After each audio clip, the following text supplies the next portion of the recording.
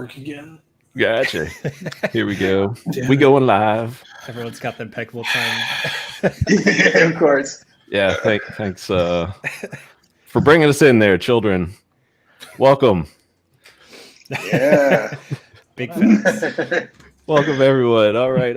Hello. Welcome to the HEX Happy Hour Show. Got a great guest lineup tonight. Of course, we got the usual crew with Vince and Big Kirk. I believe Big Kirk has plenty to say this evening. We also got Motley. Good to have you back, defending Easy Trivia Champion. Yep. Looking forward to defend my title. Probably means I'm going to be out on the first question, but that's all right. Hey, man, that record belongs to Vince. That record thoroughly belongs to me. I might take that title from you today. Yeah. And from down under, brother, UnREKT, man. Good seeing you. Good to be with you. Thanks for having me. Is it morning time down there? Yeah. 8 o'clock in the morning or something like that. So yeah, just having my my usual cup of coffee in the morning, and yeah, good to be here with you. And nice to see you. It's been a while. Cool. Awesome. Yeah, we go back a while now. It's been going on with the what's like a brotherhood we've got going here with the HEX stuff. Isn't it good? Always. Yeah, it's awesome. It feels great, man. It feels great. I was just talking about that with somebody else the other day. How can you not? UnREKT, your volume's a little bit low. Is it the same with everyone else? Is his volume? Yeah, his his is low. Yes. How's that now? Is that better? That's better. That's better. Yeah, for sure. Yep. Crank it up. I don't like it too bright. I like it to be mellow. You're good now. Subtle.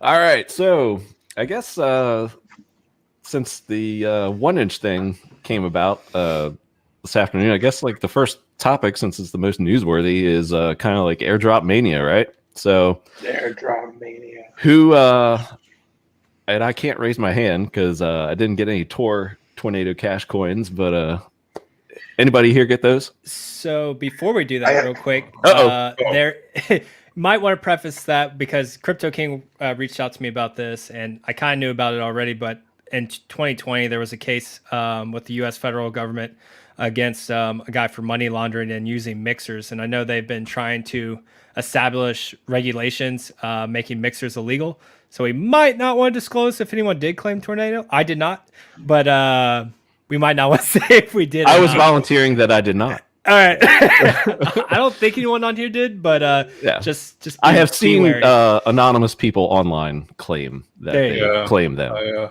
There you go. Yeah. But I don't think there's any official regulations on mixers yet for the US, but I know they are trying to pass some things. So did you so was Tornado did you have to just interact with it, or did you actually have to input and export coins from there, or did you just have to, like, because Uni allowed you the airdrop even if you had a failed transaction, I'd imagine you'd have to have a full I mean, are you considering a failed transaction the same? Like, I'm pretty sure. I may or may not have toyed around with that very early on. Can neither confirm nor deny. I don't know. May not have a failed transaction somewhere along the way, and I was, as soon as today was the day of let's go look through wallets. Holy shit, there's a lot going on today. And that initial discovered it yet. Forever. That initial transaction was for science anyway. Exactly. So. Yes. Yeah. Exactly. That would have been the only reason I would have done one, because I didn't really need it. The fees were really high even back then, when fees were a lot less than they are now, and you had maybe 5 to 6 participants at once. So the anonymity wasn't. Yes, it existed, but not that great. So to me at the time, it just didn't seem like any practical usage for me. So yeah, I think we might see it maybe a couple years down the road once we get some bigger stakes of HEX and transferring to ETH. Maybe, I don't know. I mean, I can see the point of using it already. Just in the business that I've done. I don't want to, use the same wallet. I have to, the only way right now to anonymize stuff, if I'm going to make payments to people, so that they don't see, the other payments to other people that I've made, is using an exchange right now. I mean, what else besides mixers do you have, And that's still, then the exchange knows what you're up to. I mean, you're just hoping they're cool, But I mean, so that's what I've done in the past, but like that's still not the best, and it's not fair. It's like sucks that like mixing is seen as an illegitimate, like there's a very easy business case for it. It's useful as hell. It needs to be in crypto. Yeah. Did you say hope the exchange is cool? I've never heard that. Yeah. I mean, we'll just Keep hope hoping. hope that they don't get hacked. Hope that they don't. I mean, that there's no reason. I mean, again, depending on the business you're doing and what all the extent of it, all the rest matters. But yeah, I mean, you're just praying, really. I mean, that's the only other. I mean, what else? How else can you keep your shit anonymous? Yeah.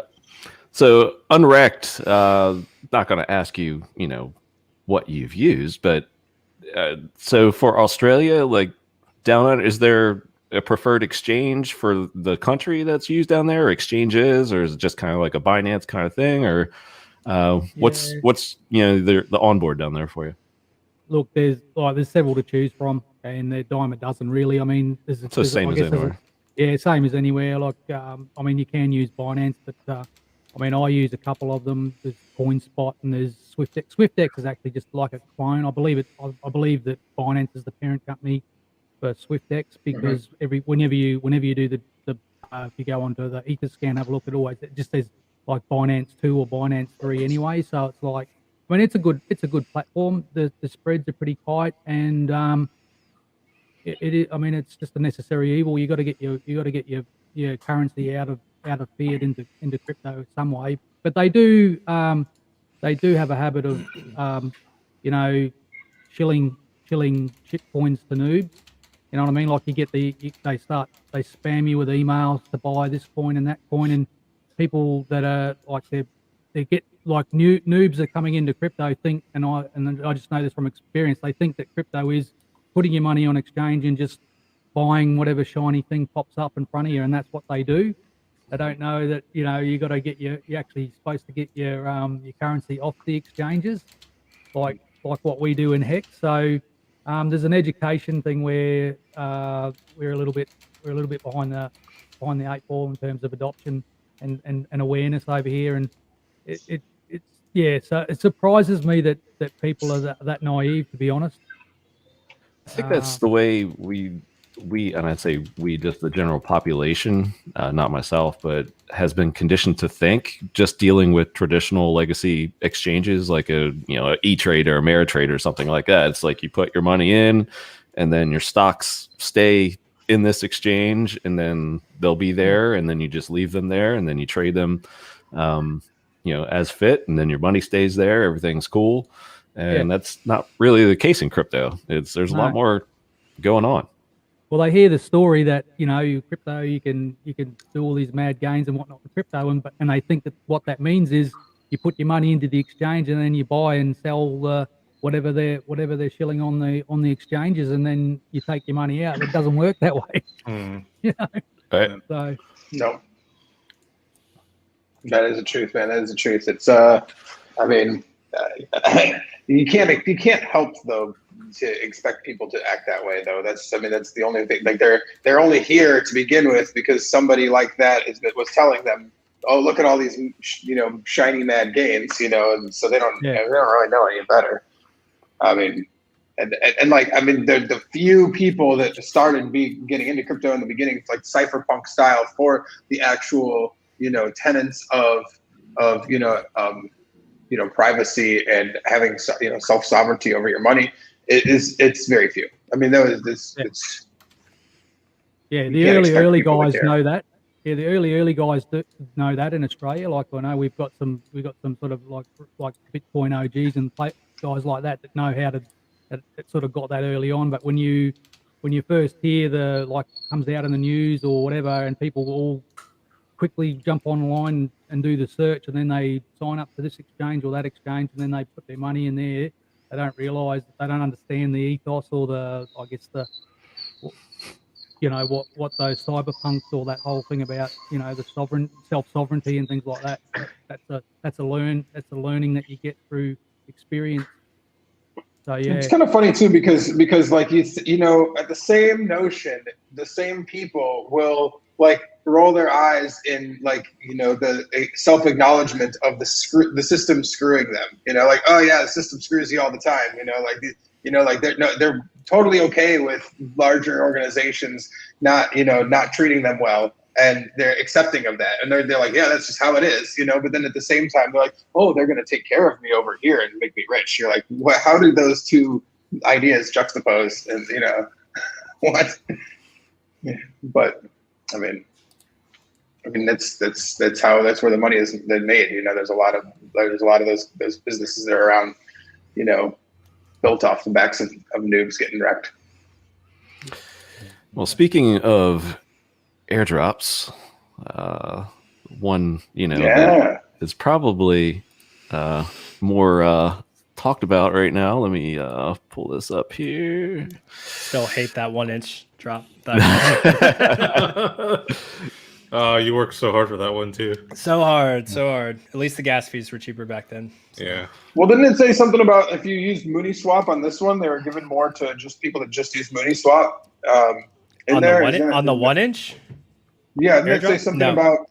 Trust me, no? I would have gotten it if that was the case. No, it was if you were a liquidity provider, because there's not a liquidity pool option on 1-inch. Oh, yeah. So if you did liquidity on Mooniswap, which is what I did, but that paid like pennies on the dollar compared to just if you transacted on 1-inch. Yeah, I see. I read it wrong. It says revamp to liquidity pool. Yep. So yeah, it was just a liquidity. Yep. I still have I have 3 like 1-inch tokens from that liquidity I provided. That was it. Yeah, I made some from the liquidity I did on there, but nothing like the Uniswap gains. Yeah. So, No, it's not comparable. But who's hoping for Metamask? Metamask happens, I'm going to be gangster. Maybe you want to talk about. Did you see Richard Hart's tweet that I retweeted out Cabana earlier? Yes. I'm sure I read it, but I don't know which one you just retweeted. I know exactly what you're talking about. Is that the seed phrase one? Yeah. So the seed phrase.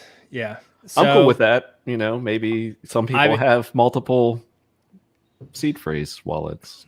I mean, I know I did my 25 wallets, just wallets. So I didn't do unique. I think I have like 1 or 2 unique seed phrases for my MetaMask. So I might do a couple more just in case, because Richard Hart hasn't really been wrong too often. So no, he has not. I might go do that. It just kind of pains me a little bit that all my wallets that I did early on may or may not get the airdrop. It's super easy to do though. You just have to oh, of course. You just Google, add a new Google account, and I mean, I have many Google accounts. You can have at least 10 on a Google on any Chrome that you have. Super easy in the fact that you got to drop anywhere between like $100 and $200 in gas fees per wallet almost. Well, yes, that's true now. It's true now. Damn. Oh, man, times they are changing. That's for sure. Remember penny gas fee days? Oh, those were the good times. I think this will be the most valuable airdrop there's been to date, though, if this goes through. So, regardless of what the gas fees are, 100%. Because it's the largest Ethereum-based wallet holder in the entire space. Like, I think it's gonna absolutely crush everyone, because so you're gonna do an airdrop to like the largest population in the entire crypto space, and then on top of that, like they want the publicity and notoriety of having the #1 airdrop. Like I think it's gonna destroy anything we saw on Uniswap or 1-inch or Tornado Cash, any of it. So I think I've had a couple people hit me up and ask if they think it's worthwhile, and I really think it is. Like hopefully you meet the correct requirements, but I think just doing 1 or 2 exchanges is going to be well worth your time. And then a lot of people, I know Randy was talking about even considering holding on to the coins for a little bit on this one, and I kind of agree with him on that consensus. Maybe sell half of it now, do what you want to do with the money. I know I'll be putting some into HEX, and then maybe hold on to the other half of your bag, because I could definitely see MetaMask token going up in the future. People like the little fox, especially noobs. Where you see when you show noobs the MetaMask thing for the first time, they're like, "Oh, that's a cute little fox." Cute little fox. Yeah. And they like it. It follows the mouse too. Yeah. Yeah. Like That's right. Man, that's 300 torn. Well, weren't they going 300 a token? Yeah. Yep. Yes, sir. Well, that would be a lucrative airdrop, as Dave 43 said. He may or may not know someone. May or may not. Put it that way. That might be a little bit of money laundering. I don't know. That's a lot of mixing. That's a lot. Yeah, just so we're sure, not like 300. Yeah, 300. If I was doing legit business, you know, and actually wanted to keep my shit separate. It's a great. I mean, it's a good. You know, that doesn't have to be money laundering. No, I agree. No, that's the main point I was just trying to make is like that's what the government tries to label everything, right? Like when you use these mixers, automatically you're the bad guy, you're money laundering. When it's just like, hey, I don't want you to actually watch me and watch my money. Just like you wouldn't expect anyone to have access to your bank accounts or the money you have stuffed under your mattress. It's the same thing, but it just gets that bad rep and label by the government, so then they can implement these regulations in the future. Yeah. It wasn't even like, I think like not this Christmas, but the year before, I got in like a pretty heated argument with my aunt who's like a banker for Chase, you know, and like now they've got a cryptocurrency desk. Weird. It's so cool. So, you know, but it was basically those arguments like terrorism, you know, like money laundering. You're like, I mean, what about the dollar, dog? It's just the most, I mean, that's anytime anybody says that, I always go back to USD, and it's like, all right, well, you know, you've done Bitcoin, now do USD. Yeah, they're not. Nobody's bricking in walls full of Bitcoins. They're bricking in walls full of money, dollars. You know, there's just this. You know. My friend works for Wells Fargo, and they made him sign an agreement saying that that he's not going to get involved or invest in any cryptocurrencies if he wants to maintain his position at the company, which I thought was pretty wild. That is wild. Like while at the company on company hours, or as long as he maintains that position with them. I don't know if I'm sure you could probably wordplay it a little bit, but I thought it was kind of nuts. He may or may not have some HEX still. It was gifted to him. It was gifted to him though. He didn't invest in it. It was gifted. Yeah, buddy of mine, the same thing. I think he's not allowed to, you know, own crypto, but it's a lot of these investment bankers and stuff that's actually a requirement for a lot of these big banks. Yeah. I mean, what can your can your kids or your wife own it and shit? Like, I mean, what's the legality on that? Like, how far exactly. How far can the reach go, you know, like, it's just, you know, I mean, it's more like I get it in the fact that, like, listen, if you are a distributor for Coca-Cola and you get busted at lunchtime in your Coca-Cola gear drinking a Pepsi, they're gonna fire your ass. They're gonna fire your ass. Well, did you hear one of the hedge fund guys during the whole GameStop thing got a divorce with his wife that he's been with for like 20 or 30 years, and the word on the street was that was just so he could put half the assets under her name in case he had to file for bankruptcy during that whole debacle. And so that way he could protect half his assets and no one could touch it. So, that's smart. Yeah, it's very smart. I was going to say, marriage, finally, divorce is coming in handy for some dudes. Right? It's a financial tool. It has a use case. You gotta trust her, though. You got to be able to trust her. Crypto King is asking, is everyone dumping the 1-inch tokens or holding? So I don't know if you're listening to Motley. I don't know if you're here yet, King, but he feels, and I think Randy echoes the same sentiments, that the MetaMask might be the one to hold on to, but for a little bit. Yeah, for a little bit. But yeah, not forever ever. But anybody know anyone that, you know, got some 1-inch? And if you knew anybody, do you think they would have, you know, just dumped it outright or held on a little bit? And I got some 1-inch. The first one I dumped. The second one, I mean, I didn't dump it all. I have a wallet that got like 20 or something like that, so I haven't even bothered to fuck around with that one, really. But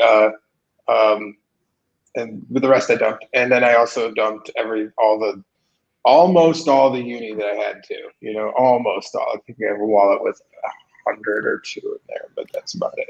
Well, uni is a great example as to why you might want to hang on to a little bit, because it was like that initial, you know, hey, there's the drop, and then, you know, it popped a little bit, people sold it, and then it was like, oh, okay, $3, this thing's done. And then, you know, if you would have held on, you would have a nice little stack. Well, I mean, there. so like we had the chance to sell between like $3 and $5, when it first came out, pretty easily. Most people did. So like you're looking at what, like a 4 to 5x now on your stack? Was it? If you went to $20 or Hex, something right now? well, yeah. But I was gonna say, if you went to Hex, then you're great. But And don't be mistaken. Yeah, that's the thing. during- Is that like if you had gone to Hex, you had a lot of chances when you got those unis at 0.3 of a cent, to get into Hex and be up, 4 or 5, the same 5x, if not more, including interest, including big payday, including everything else. Like, I mean, if you made your move into Hex, then like anybody here who did do that shouldn't feel like because man, here's the thing about watching these green candles is they're everywhere now, isn't there? And they're just everywhere. You just like, this is a green candle. This thing that I had no idea what it was going through the fucking roof. But here's the thing, man, is that like everybody gets that feeling where you're like, even if you're in Hex and you've been into it, you can't help but want to change. You're like, oh man, maybe I should jump into this thing or jump into that fucking thing. But like the truth is that even those ones that went 5x up, those are like great miracle stories for some people. They're feeling fantastic about their investments, but like we should all be happy that what we're at because we did just as good, if not better. So can't complain with that. You can just throw darts right and left. You're gonna hit. Man, there's so many. Like I remember last. Like that was when you knew it was like over. It's when we were like laughing. I was like laughing about making money on Pentacoin. I was like, this is the dumbest shit ever. But it was all gone quickly after that. Is that why Richard's candles are green? I think they're red now. I think they were green just for a short period of time, but he prefers they were red. only green once. Yeah, they're the Asian red though. So red in Asia, good. Yeah. Good. Happy Asian New Year's, by the way. Oh yeah, happy lunar. Lunar, yep. Yeah. And speaking of Asians, I have this on my to-do list here. How was the Hex? Was it what's it called, Vince? Hex Asia stream? Or we just decided to call ourselves HexAsians, so just one compound word. HexAsians, like Caucasians, HexAsians. Yeah, simple branding. Yeah, Nice. Yeah, it went pretty good. I guess we didn't get that many viewers, like maybe 7 or 8, but I mean for the most part, it went well, and it was just kind of laid out the intention of the channel and just kind of introduced ourselves and kind of talked about Chinese culture a little bit, since the thing that we three hosts have in common is we're ethnically Chinese. So. Nice. Yeah. Cool. So what is the intention of the channel? Do enlighten us. Well, we all kind of noticed that there was a distinct lack of like Asian representation within the Hex community and a lack of like streaming presence in terms of Asian people. So we just kind of originally I just privately reached out to the other two, and it was around the time the Hex conference was going on, and I originally just envisioned it as like a one-time hangout, but then the more we talked, the more we thought this could turn into something bigger, and we could just try to help onboard that part of the world, because there's so many people over there, and India and China alone are the two most populous countries in the world. So I think there's a lot of potential there for. You are absolutely right when you say potential, because as you just said, like the population, it's like just the biggest untapped market for a Hex, and man. And when their culture gets into something, man, it's fervent, So and they're a saving culture as well. Like the Chinese are particularly good savers, and that's why Hex is really. I think Hex is the perfect crypto for those guys, eh? So it's the right time. It's a massive market. It's a massive market.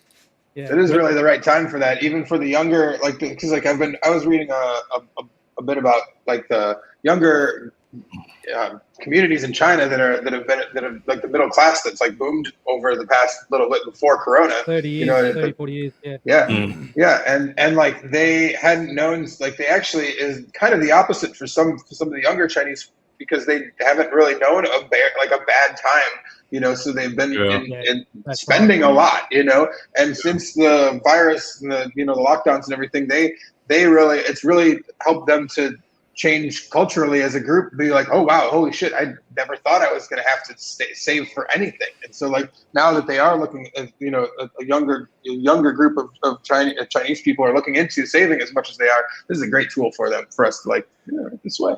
Did you guys brainstorm some different ways you might onboard more of the Asian community, Vince? Actually, that's the one thing we didn't talk about. Where we'll seems quite crucial. Yeah. We got more episodes to come. We just got kind of caught up with like introductions and other things. Okay. And just random talk, but so we're planning to we're planning to just kind of gather all the Asians. We started a Telegram channel too, so we're just kind of waiting for people to kind of trickle in, and then we'll kind of line up guests and maybe group people up by country, and maybe if they get big enough, they can start their own little sub communities, and we'll just try to whenever we have like a particular country's ethnicity on the show, we can kind of dive deeper into the cultural aspects of that sort of thing. You guys should do something tonight. See if you guys can get together and do something for Lunar New Year's or something, just some sort of celebration. Just virtually gift each other red envelopes or something like that. What's the gambling game that you play where it's like the dice and you have like the rooster, the gourd, and mahjong. What's that called? Is not mahjong. It's a gambling game where they take all the money that they get in the red envelopes, and usually one of the elder family members is like the banker, and all the kids will place their money on like you have these dice that have like a gourd, a rooster, a crab, and they shake up the dice, and everyone bets a certain amount of money on what they think is going to appear on the dice.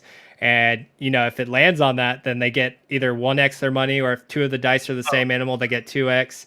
If they lose it, then the banker gets to take the money, and they just keep gambling back and forth. That's interesting. I've never actually played that before. It might be. Might be my wife's family's thing. They're Vietnamese, so it might be different.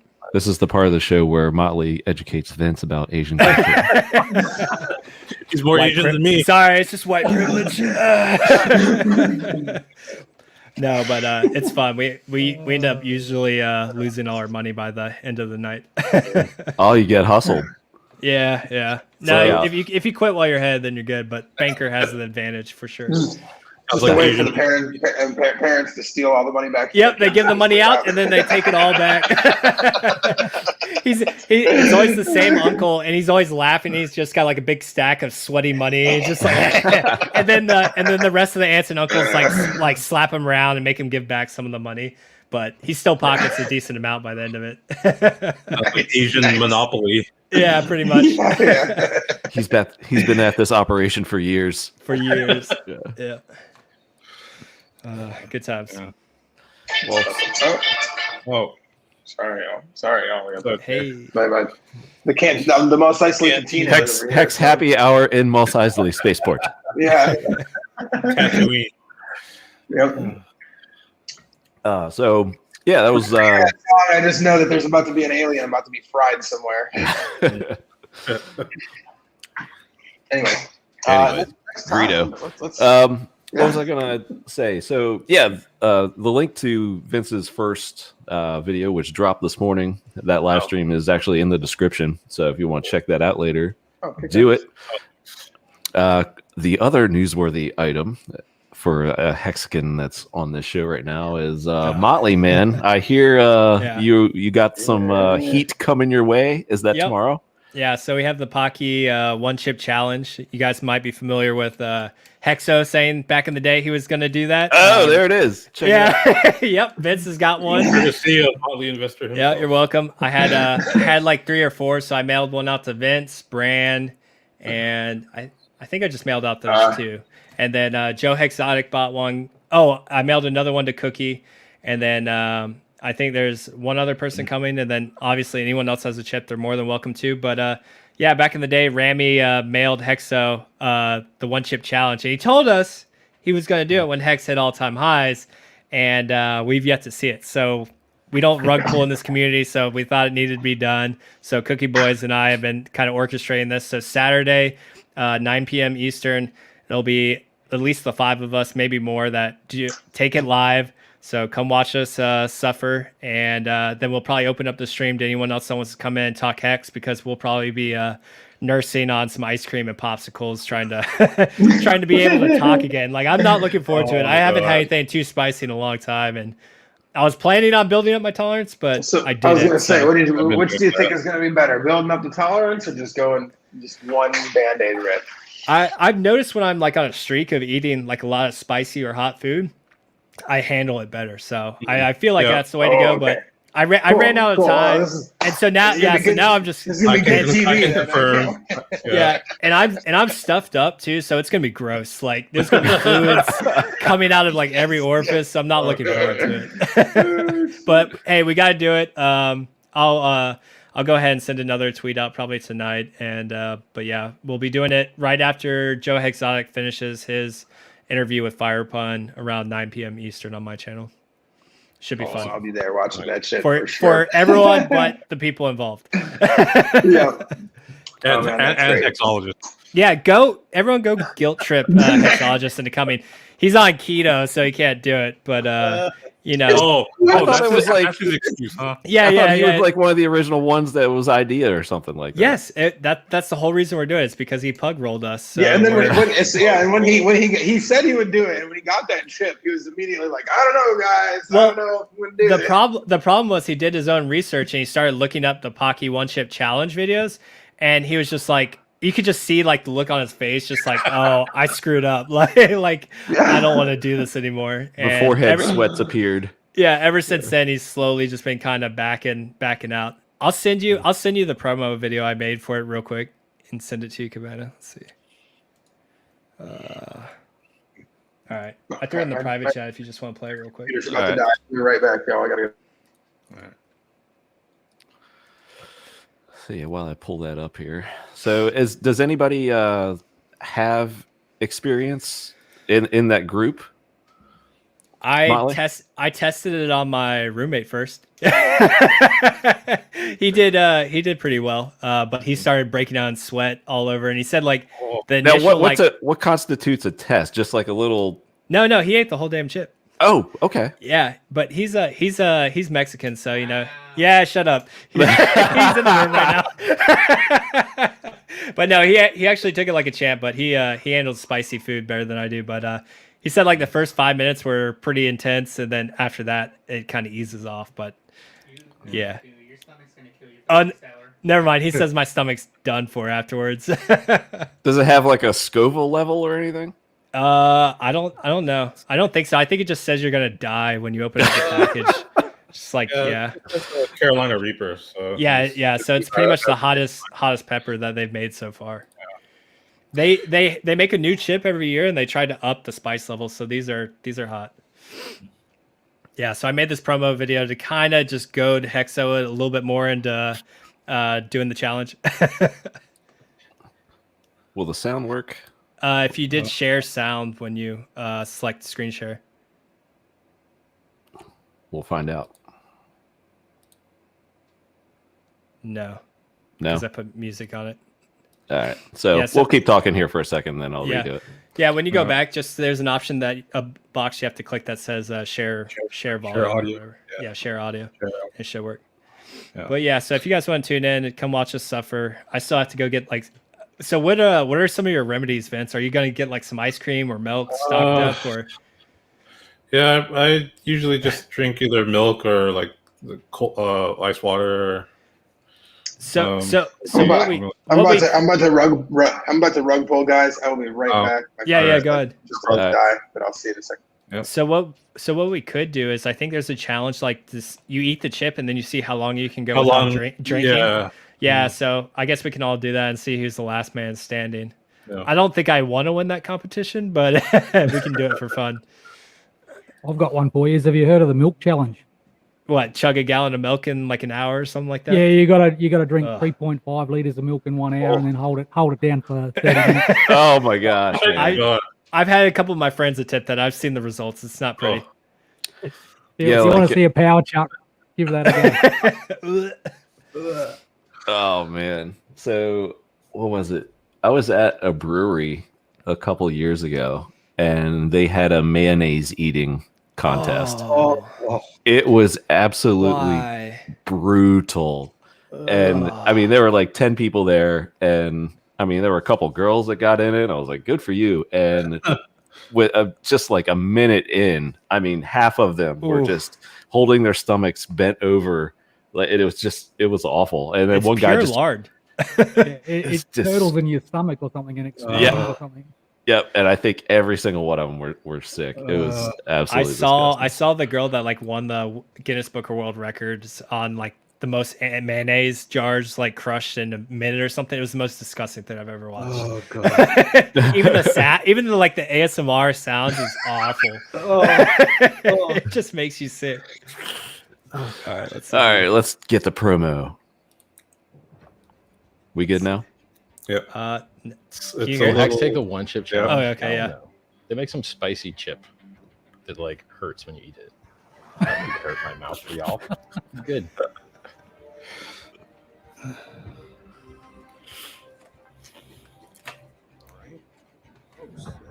Oh my god.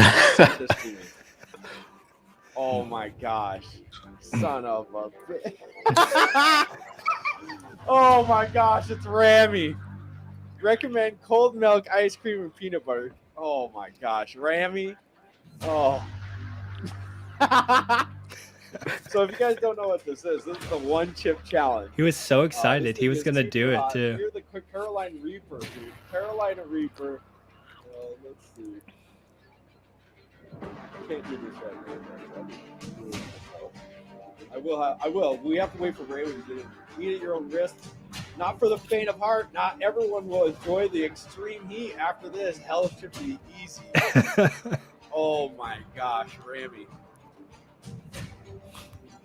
Literally, it's just one chip, guys. It's literally like, it's like $20, and it's one chip.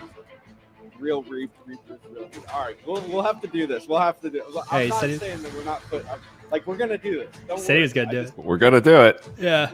And then he started to watch these videos. Everyone think that the Pocky one chip challenge is gonna be hot for a brother like me. I'm from Africa. Everything is hot. I'm taking the Pocky one chip challenge. What does it say? This was probably the best reaction video. On the planet.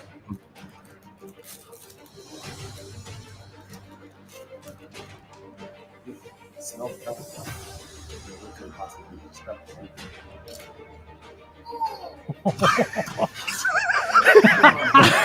Sweat. He was dripping. It's like it makes it more intense. I've been told to. I'm not looking forward to this. If you guys see this, Run. It was at this moment that he knew he fucked up. Oh my gosh, guys, we're getting it. And this was us hitting all-time highs. 4.7. Oh my god, 1.47. Excuse me, we're almost at all-time highs, boys. We are almost 400 million hex left. You can't go to zero. It just goes up. Holy smoke. Excuse me. Update. Okay, $44,967. This could be worth $50,000 by the end of by the giveaway time tonight. So you guys all better be watching this for something. You better all you have to be you have to be followed to be on twitch.tv/thehexall. And you have to go to Discord Syndicate's his Ski Cat is next level. Dude, he is awesome. Get ready to eat the chip. What chip? What are you guys talking about? I don't even know what chip you guys are talking about.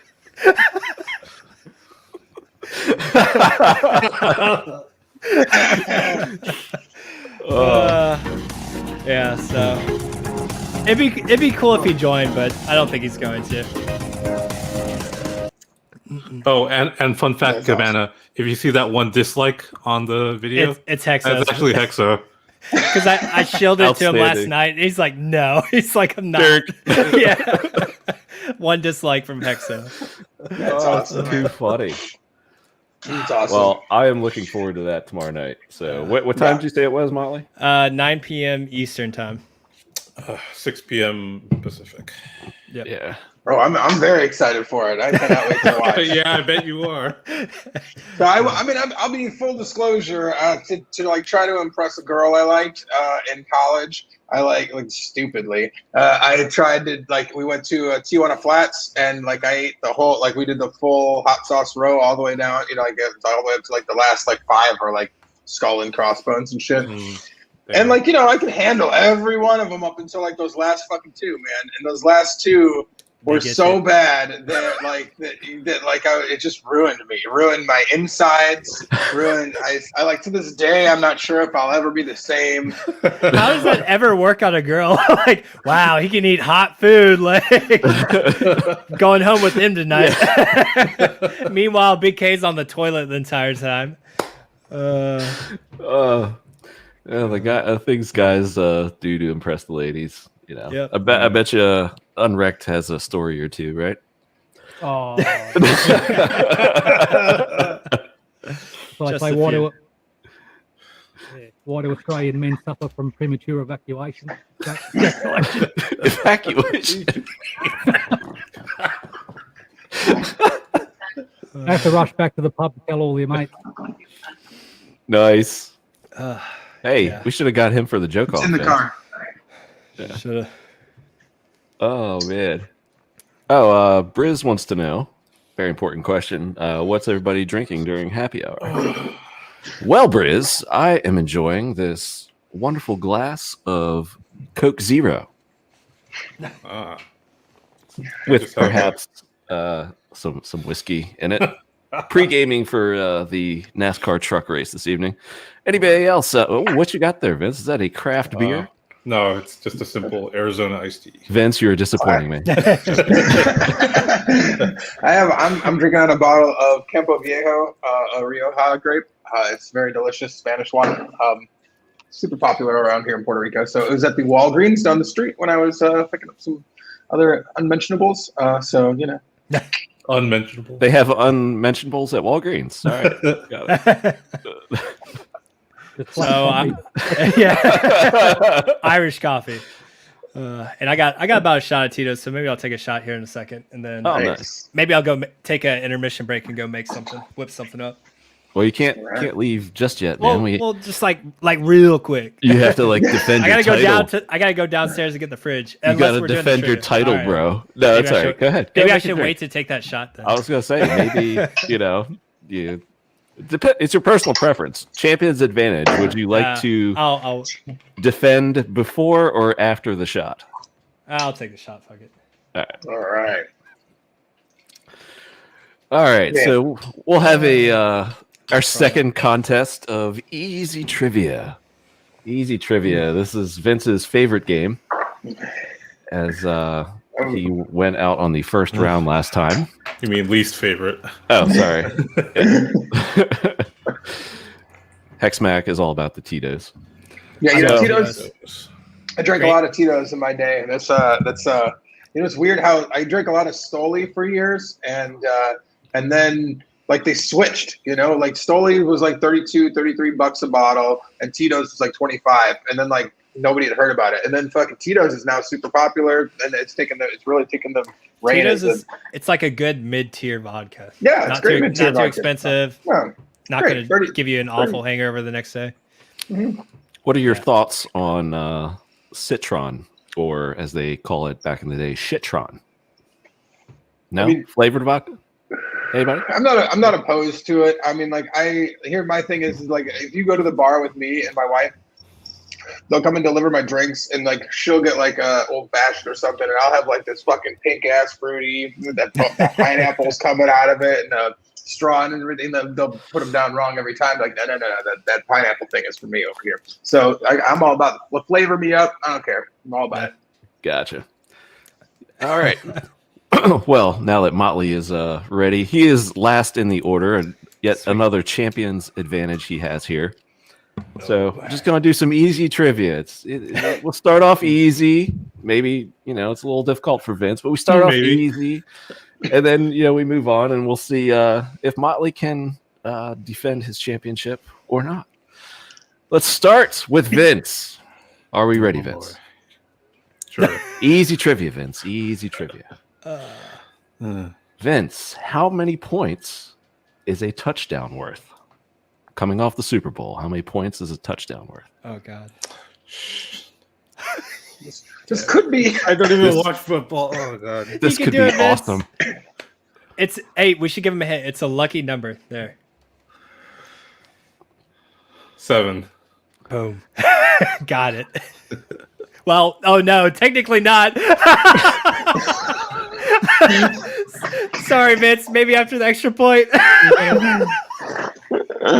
didn't even mean to intentionally do that either.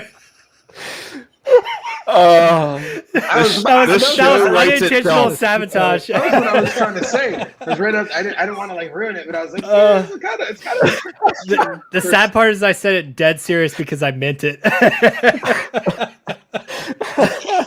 Oh, Vince, I'm so sorry.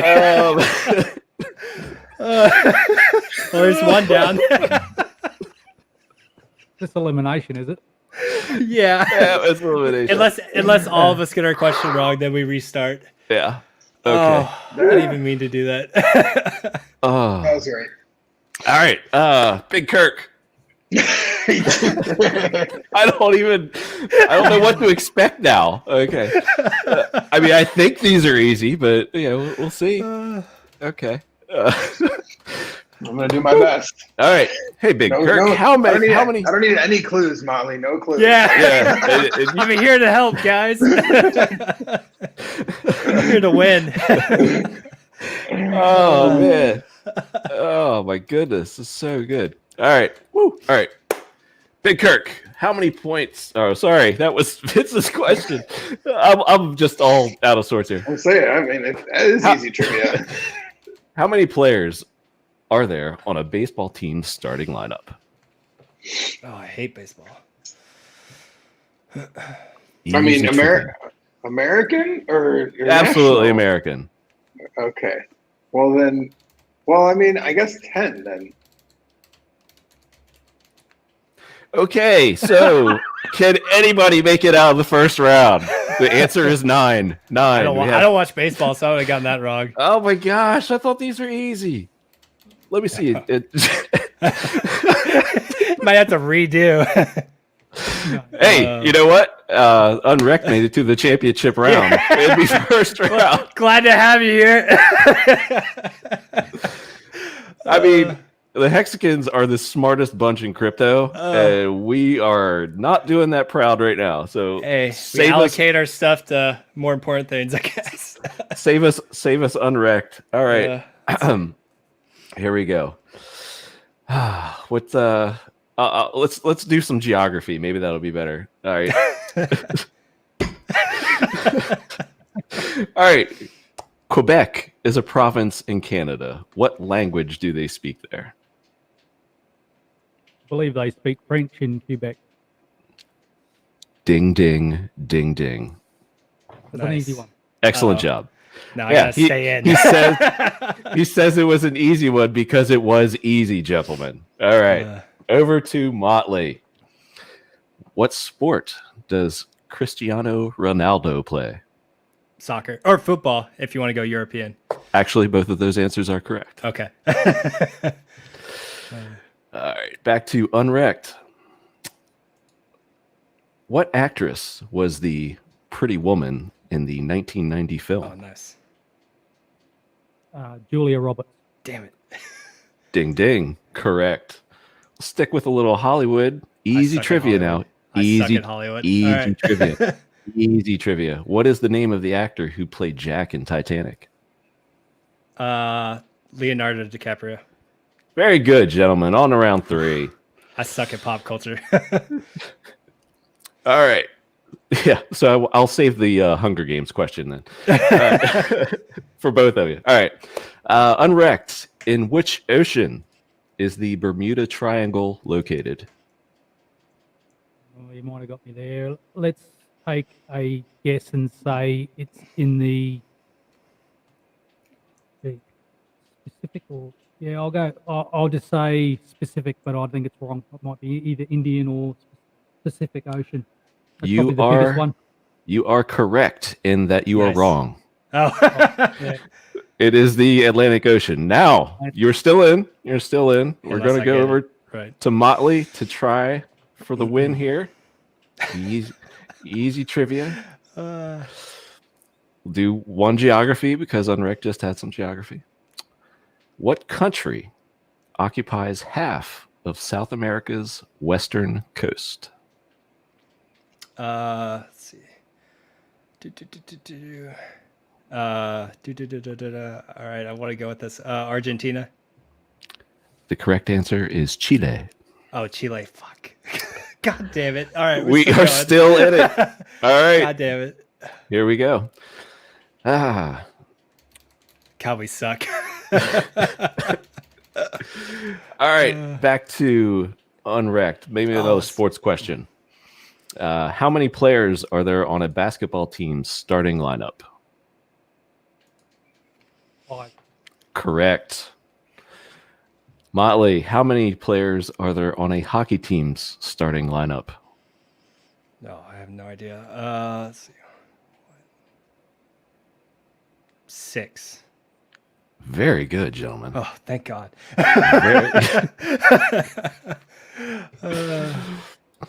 All right. Excuse me. All right. UnREKT. Which planet is closest to Earth? Easy trivia. Most likely Mars.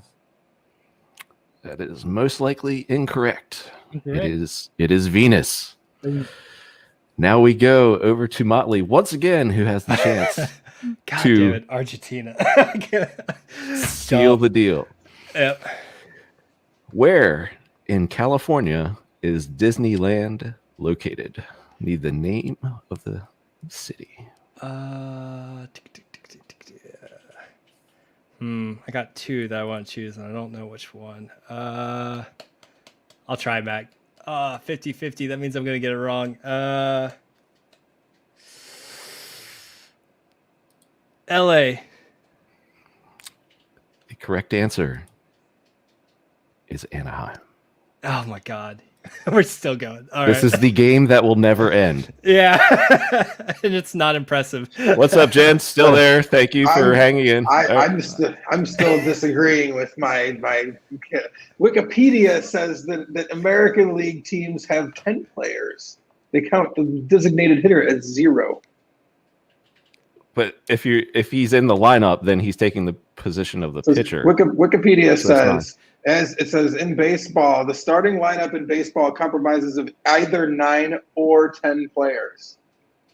It says in the National League and Central Neapolitan Tie goes to the League, host. there are 9 players, and in the starting lineup for American League, teams have an option of using a designated each hitter. lineup, each batting lineup, there are 9 players. American or National League. All I did was look. I searched Wikipedia for Let me tell you starting something. Okay. And that's why tie goes to the host. That's why tie goes to the host. All right.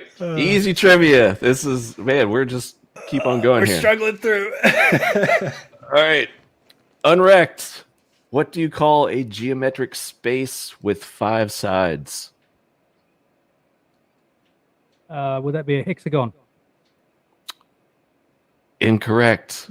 That would be a pentagon. I was about to say, I could just steal it. Pentagon. All right. Come on, you should know that. Match point number 3 for Motley. Here we go. How many planets are in our solar system, including Pluto? 9. Ladies and gentlemen, your reigning, defending, easy trivia champion, Motley Investor. So bad. I'm still disappointed on the Argentina one. I've been to Chile. I should have known that was West Coast. How's it feel back to back, man? Not too impressive, unfortunately. Anything you want to say to your fans in chat? I'd like to thank everyone that got me here, and yeah, that's absolutely fucking nobody. Yeah. Anyways, I like how you gave him the California question. Yeah.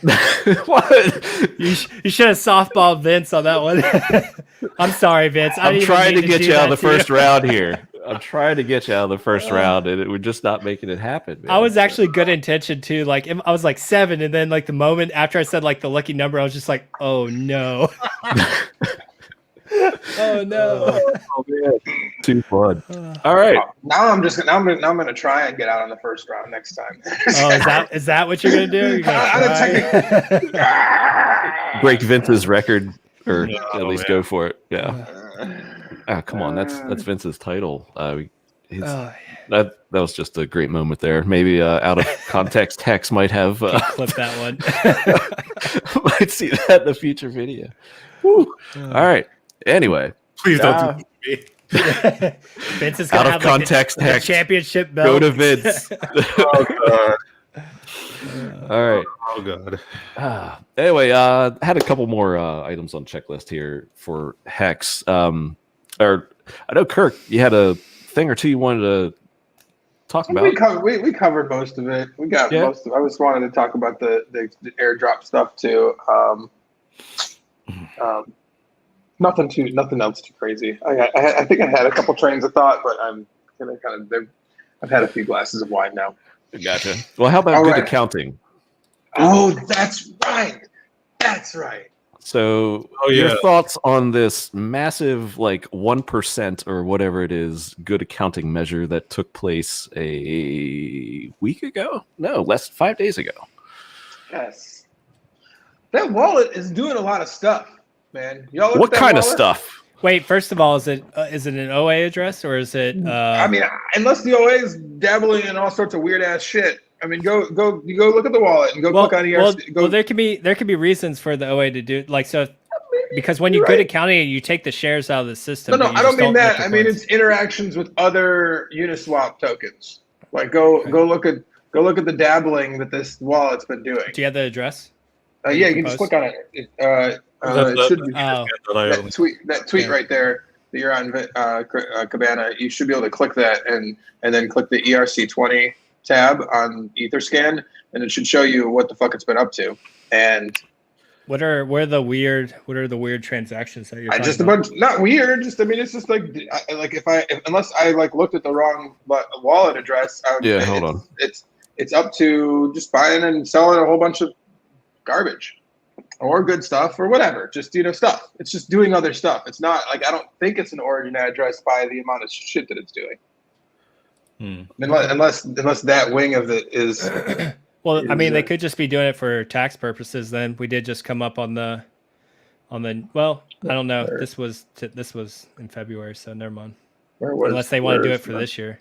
Let me. Yeah, I'm not. I mean, I wasn't. I don't want to go shilling a bunch of fucking garbage tokens or anything here, but let me pull up my tweet that I made about it.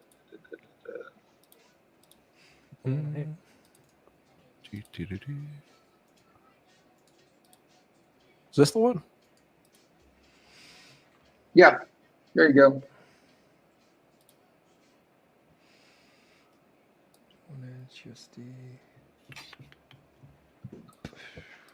It's a very active wallet. Doesn't look like there's much in it right now. No, but look at it doesn't. But look at there's lots of ins and outs of all different kind of shit going in there. Load and this and that and like what is all that crap? Load 1 inch USD. Might just be trading. Yeah. So I mean, but like that's a big ass whale account holding on to 600 million fucking coins. That's just trading some shit coin. I mean, yeah, it's holding on to a big stack. That's chilling. So I mean, like it's like I said, if you're thinking that it's like I don't believe that's an origin address, that doesn't look like Probably the not. activity of an origin address account. So then the question then begs like, where did they get 600 million coins, and what are they going to do with those 600 million coins? I mean, you could probably trace it back, right? It's probably during the adoption amplifier days. I would imagine. Really? I mean, and they good accounted the whole 600 million coins, the whole lot. Yeah. Well, Yeah. when you got that many coins sitting there, good accounted. I mean, what's? It's not like they're dabbling when they're buying and selling this other shit. It's not like they're buying and selling the same weight. It's not like they're buying and selling the same weight amount of other coins. They have just the HEX chilling in like a large amount, 1%. They don't have 1% of any of these other coins. Were you about to ask if they have other stakes, UnREKT? Yeah. What other stakes have they? Do you know if they've got other stakes as well, or is that mine? You want to put that address in GraphX or GraphRocks? Yeah. Let's see if this one has got me thinking. I mean, like I don't have any like. I mean, I've been kind of thinking about it all day, really, since I saw like I know I was going to come on. It could be, but I really don't have. Eye on. Yeah, I definitely recommend. We keep an eye on it. I just don't have any answers. You know, like I don't know what. Like I mean, there's a few different things they could do, but like I mean, selling 600 million coins is pretty impossible at the moment. Or like I mean, not impossible, but like a very bad deal. Yeah, that one's. If they do, I will buy that dip. Yeah. That'll be one hell of a dip to buy. That one's actually empty in GraphX. Let me pull up another one here. It might have just been. They might have just taken all the hex they had and just done one stake with it. Yeah, there's nothing. I'm not seeing anything for. Yeah. Okay. Yeah, so they just have one massive stake. Yeah. I thought the hex per T-share payout would rise after they did that, but it actually did. What's it at right now? It's pretty much been the same, like 5.8, 5. So do you guys see the explanation? I have to go back because it's like one of those streams you have to rewatch with Dev Kyle and our Sparbuck guys from Germany, Hexline and Abit. So even I'm going to be on with them on Sunday. Wales and I are going to be on there. So it's not necessarily like how well the size of your stack does matter, but not in the way everyone thinks. It's actually just percentage gain. So it's these large stacks. The only reason that they would really amp up the share price is because they have the larger pays better. Yeah, I've talked about. Yeah, I feel like I've talked about that a bunch too. That like it's just not going to raise. It's the max you're going to raise. That is, if you have 150 million coins, you'll raise it an extra 10% from what you would raise over what someone with even if it's a smaller stack. Yeah, with just 2 coins. Because it's by a percentage gain, not necessarily not just because they have a massive stack. They're going to cause. Yeah, we actually dealt with this a lot earlier. If everybody remembers, we talked about this on DS a bunch. Before Big Payday, we talked about it because if you remember over the summer, there was some folks that believed in some goofiness that there was going to maybe be some sort of run up before Big Payday where like people were going to unstake before Big Payday and get all feverish about it because the share price was going to go up like exponentially beforehand. And we were like, I was like, no, that cannot happen. It's specifically I think it would have gone up higher if we didn't get like close to 98% staked. I think if we stayed at the because then the returns, the percentage gain returns would have been much higher.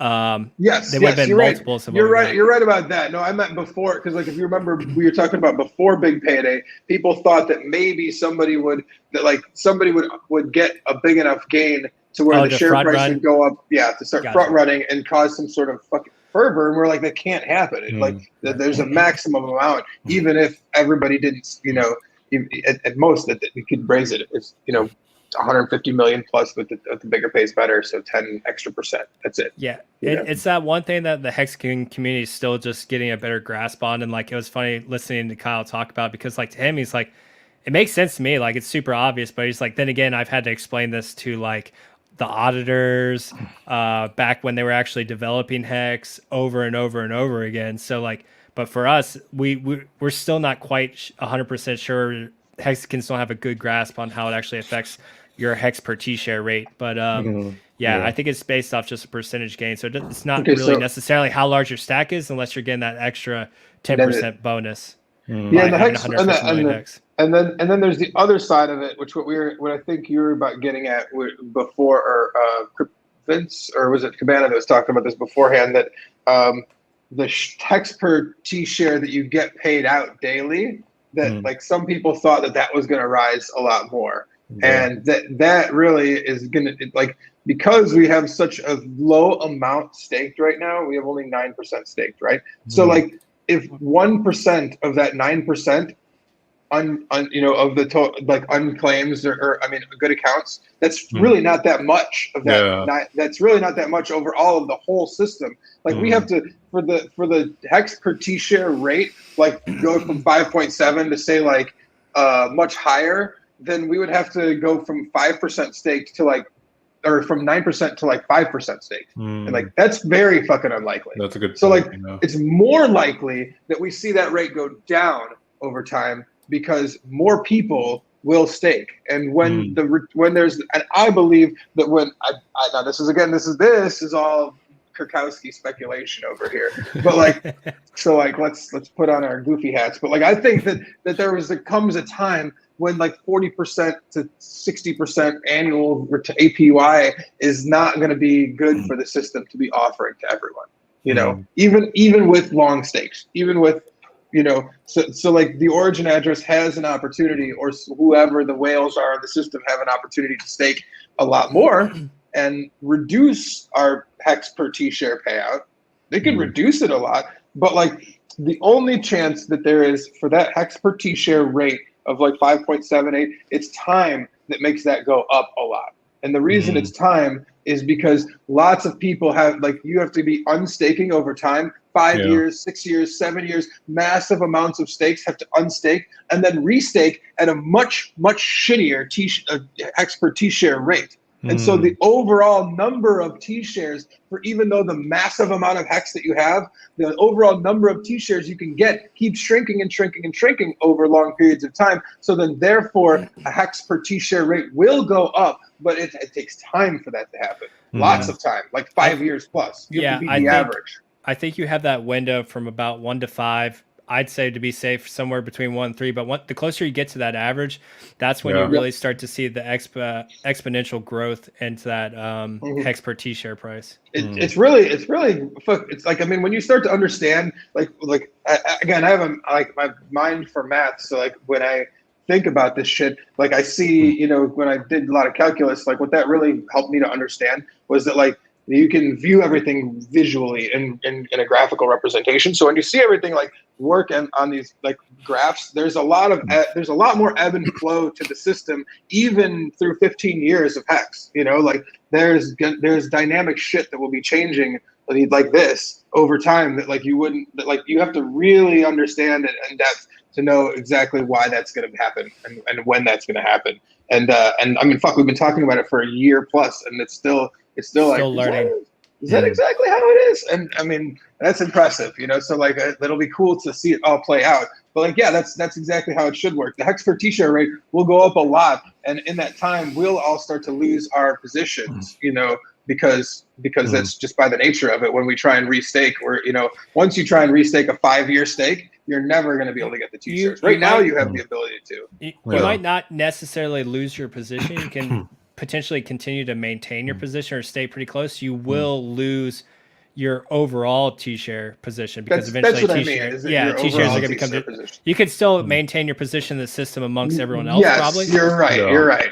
But you could say number your T-shares, 100 in the octopuses or whatever you want to, whatever. Yeah, you can probably stay close to that for sure. Tinkering turtles now.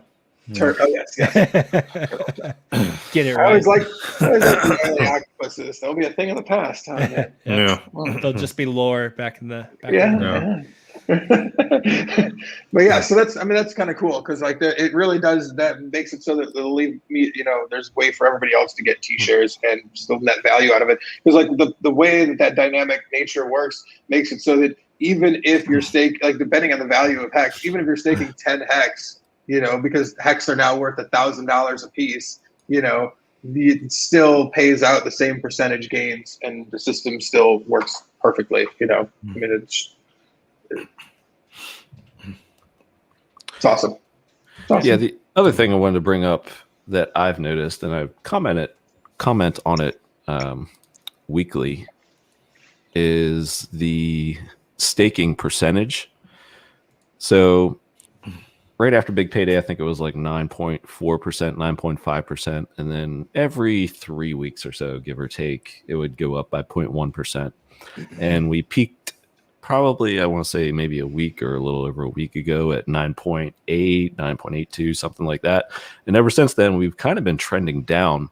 So I haven't done the math or anything on it like that, but could that possibly be whoever is on 1 inch with these buy orders soaking up supply and not letting those cells get back into others' hands, because they're not really getting staked. It's just like, okay, well, you know, where are these coins going? They're going into the De Beers vault, man. And if you don't get them now, you're not going to. You're just not going to get them. That's the game. Is we're all fighting for you're fighting for Hex, and then you're fighting for T-shares, you know, and there's different games going on. The Origin and, you know, the whales in the system are fighting for the Hex for different incentives than us.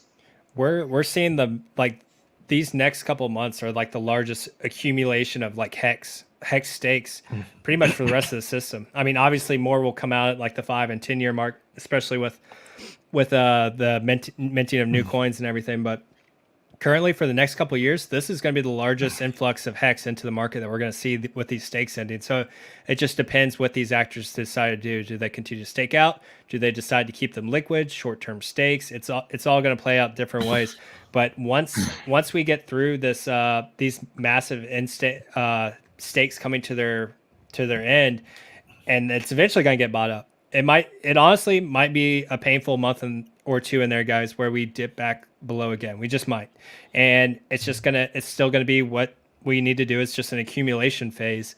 And then after that, if you go to like hex.vision, it's dry. Like there is not much Hex coming out after these next couple months. It is few and far between. So like once that supply gets eaten up, it's like game on. So it might be a little rough to see the sideways action again, or a dip or two. But once that goes through and you get through all these large stakes and all these stakes coming out over February, March, and then a little bit through April, then it's off to the races. Mm-hmm. Just be ready for it. Yeah, and there's a couple big ones in there. I think you mentioned the one on the 26th of this month. That February. Is the OA. Yep. And then the 15th, of course, is the 1.43 billion day of March. So yeah, I mean, I like the fact that we get to go into some of these days of these times of reckoning where people get a chance. I mean, the system has been working, right? So like people played the game and listened to us early on and staked for a year, some odd, whatever, and like they have every right to cash their gains out, and that is going to happen for a while. I mean, you cannot expect people to, like, everyone to have this long a time horizon, and you know, as we have had. So like I think that's all necessary piece of it. You know, we got to do that. You know, and like again, it leaves a chance for everyone who did stake short to, you know, make some money, and everybody who comes in later to actually get a decent price on Hex too. You know, so I mean, and if we're staking long term, then like who the fuck do you care? You're making massive amounts of Hex along the way. So like just enjoy the ride. You know. Yeah, absolutely. And I was trying to bring up the staking chart here. I'm sure we've all seen it, but just to takes a while to load. It does. It does. Yep. Gathered up a lot of information. But yeah, it's just be ready. I think we could see another dip. No, it's not the popular what everyone wants to hear, or we could take off. But I think with this much liquid Hex coming on market, I think you're going to see maybe people holding a little bit more liquid than what they have in the past. So there's potential for, as we begin to rise up in price, that people start taking a little profits off the table, and you just might have to see a little bit of sideways action for the next couple of months. But after that, there's no more Hex coming out. So you can put the pieces together and figure out what's going to happen. Yeah. So where are we at today? Yep. We are at the 12th. So yeah, we're like right in here. Got these. That big stake on the 28th that OA address. Yeah, I mean, again, that's not going to hit the market anyway, so it's like. Yeah, I mean, you're guaranteed to see a regular rolling amount. I think that there will, just like there's always people that'll trade Hex. There's also always people that are short stake Hex, and there's always people that'll have 1 year stakes, and like that's all fine, you know. So like you'll see a certain percentage of people that'll have like these first couple weeks or month or two will always have some big chunks that'll be coming out. You know, whether or not they sell all of it or not is, you know, up to them and their time horizons and everything else. But like, I mean, if you have a big chunk of liquid Hex and are just like rolling it over and over, I mean, you've seen these dudes that have done 30-day stakes and 2 week stakes and all that stuff a whole lot. You know, I mean, they're probably not stopping, you know, anytime soon. Yeah, and it just went up like maybe by like 30 million on the 15th because it was 1.43 and now it's 1.46 billion. So interesting time to right place the stake. Like add to that. Okay. Yeah. Interesting. Not my choice, but and I think like Big Kirk was talking about, or maybe Motley, just kind of like the drop off, and you can almost zoom out for the year. If you zoom back out, there's not going to be any hex on the market. There's next to nothing after we get through these next couple of months. So how much of an impact do you think that those stakes will have on the share rate? I mean, that's the I mean, I'd have to go with what they said on what Hex Lion said, because Dev Kyle kind of agreed with it, 4 to 5%. I know Johnny Chaos was disagreeing on one of his streams. I didn't get to go through his stream to see what his point of view was, but no, I think I just have to side with Dev Kyle on that and just probably say somewhere a little under 5%. Potentially. Yeah, that's what I think too. I just don't think that the share rate. I mean, it's meant to be like just a consistent tugboat or something that just like keeps moving. It's gonna keep raising up, but it's not meant to like. Besides Big Payday, it's not meant to just fucking ramp up super crazy fast. It wouldn't be fair. It's just not how the system is designed. It's meant. I mean, like if that was the case, there would be these in days of super incentive to like stake before that day, like Big Payday. Like that was it. That was the only day there was like a huge incentive to stake before that day. I mean, we're not wrong when we say today is the best day to stake. It's always better than tomorrow. But like, it's never going to be like how much more? Like 50% more? No, it's never going to happen again. So it's like 5%. Okay, I can believe that. That's reasonable. That in a short period of time, sure, for some big stakes. But that's not. It's not supposed to work like that. It's anyway. I'm 100% with you. 5%. That sounds about right.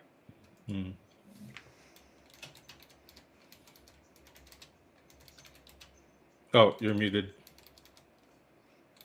What else is on the rundown here? Pretty much covered everything. Any takes on this?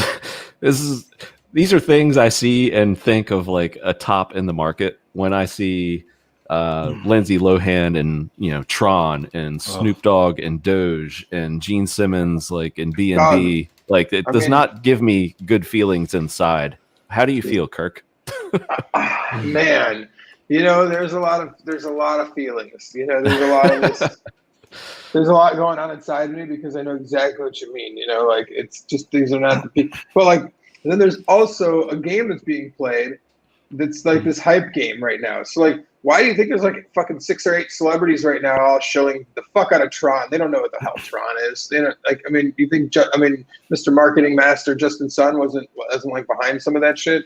I mean, you can Cameo pay people to talk about Hex. You can definitely pay people real money to talk about make some tweets about your fucking coin. I think that's exactly what happened. Yeah, I agree 100%. That's another thing, right? Because like usually we're like, oh no, like it's the end of the bull run. But I think what we're actually seeing now with all these large companies and everything coming in, guess what they're doing? Just like they do with any traditional companies, they're doing sponsored advertisements. They're grabbing celebrities, people with large followings, and they're going to use them to pump their coins, pump their bags. So you're going to see Gene Simmons come on and pump Doge or Tron, and you're going to see Lindsay Lohan, who's probably desperate for I won't say what she's desperate for, but let's just say she probably needs some more money. So like you're going to see these companies latch on to these easy celebrities that are there to make a quick buck or two, and all they got to do is send out a tweet. Like it's the same thing with John McAfee. Like he would get paid tens of thousands of dollars, hundreds of thousands of dollars just to do a tweet. It's the same thing you're seeing right now. These big companies. Sometimes he get a tattoo done or something too. I like when he got that giant I think it was Sky Coin or some garbage like that. Who got that? McAfee. He got like a huge Sky Coin like that. Yeah. Wonder how much they paid for that. Yeah, more than the coin's worth now, man. Fuck. God. Yeah, I mean that stuff's great though. I mean, like, there's the thing is so like the reality there is that like these people are being paid, so it's not actually like right now. I don't feel like all of that is as organic as it could be. You know, like the Elon Musk thing is very organic and real, and like I think that there is. You're 100% right, Cabana. That there is going to be other. Like he's not the only one. You know, I've heard some rumor mill shit about Apple buying $5 billion fucking dollars with Bitcoin. You know, so like I mean, if they started taking crypto for for iPhones and shit, I mean, get like hold on to your pants, y'all. You know, like this. I think Apple will be the last major company to get in because they don't do what everyone else does, kind of thing. So like, no, that's true. That's true. I think they'll hold off. But like, when Apple gets in, that might be your sign. I mean, you see MasterCard like a day ago say that they're going to start a whole MasterCard crypto, like all their terminals. Tesla led the way. Like when Tesla did it and Elon did it, like this is what we're gonna see for the next year. Well, that's why I feel like I know that Apple does their own thing, but I also think that they that they're not stupid, you know, so they're going to. They're not going to announce it right now. They're going to tell you what they did after they did it, just like Tesla did. I think they'll be towards the end of the year, if I had to guess. Mm-hmm. Yeah, it sounds about right. I'm just saying, I think they're big players like these. They are buying now, and we'll never know until they're done. And it would make any sense. It would make Dogecoin, guys. 1.5 billion of Bitcoin later. It would make zero sense for them to announce, that they're accumulating. It would just be absolutely stupid from an investment standpoint. It'd be silly. Elon's like, I made a quick billion off Doge. Let me put it in Bitcoin real quick. That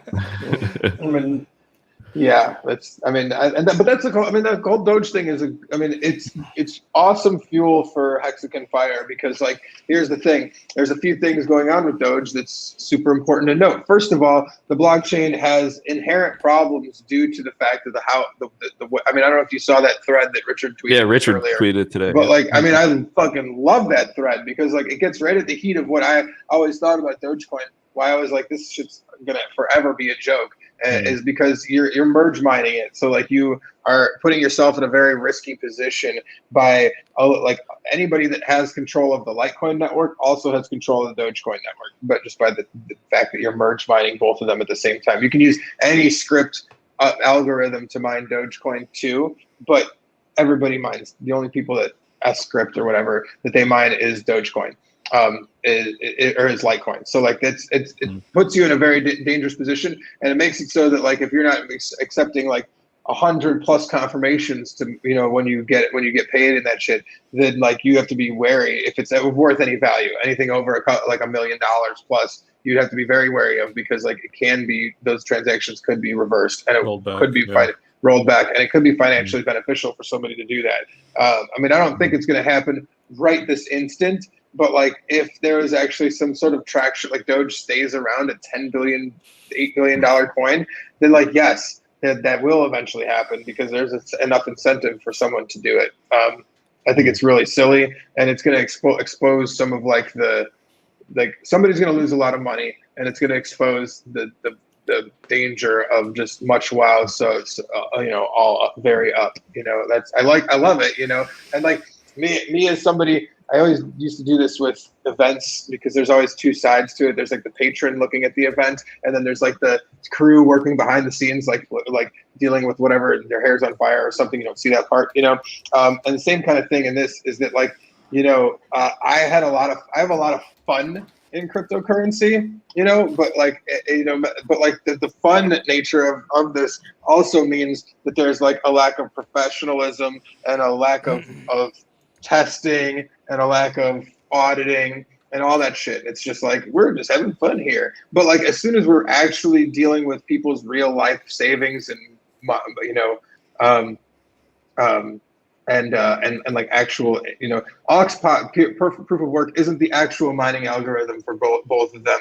It's scrypt that LTC is mined off of, and Ox POW is like auxiliary POW is the framework for how you can use the same work that you're doing, the same proof of work mining for script that on Dogecoin's network as well. So you don't have to re-look for different, hashes, to solve the block reward puzzle. I mean, it's like kind of cheating, It's really it's proof of work for two different coins at the same time.